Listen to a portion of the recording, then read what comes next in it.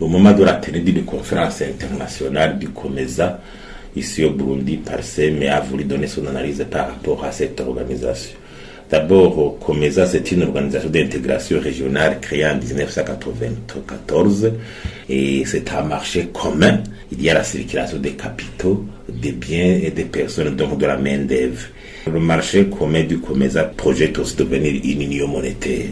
Donc le COMESA a été créé pour renforcer la croissance économique et partant améliorer le bien-être des habitants, des citoyens de ce pays membres, faciliter les échanges, le développement des infrastructures et faciliter la circulation des capitaux dans les pays membres et aussi renforcer la paix et la sécurité dans les pays membres.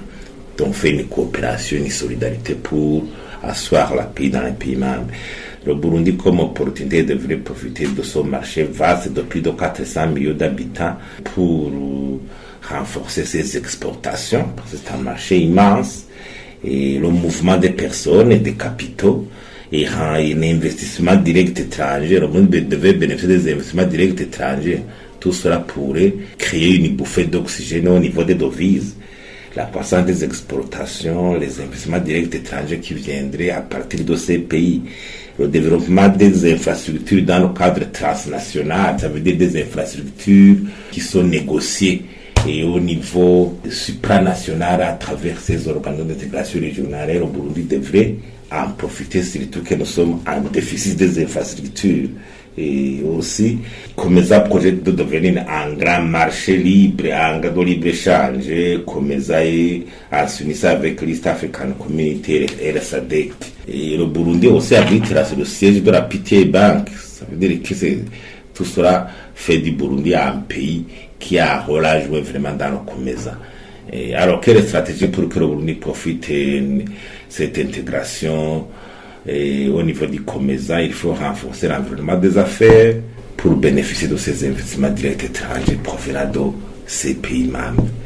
Le Burundi doit avoir une stratégie en bonne forme de renforcement des exportations pour profiter de son grand marché. Et ces histoires, ces défis de la BBN, qu'il faut trouver solution.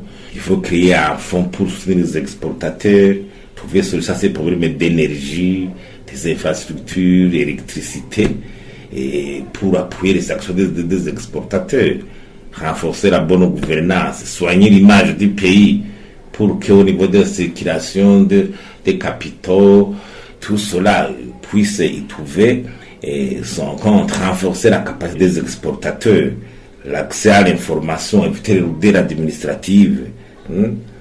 Donc tout cela serait nécessaire.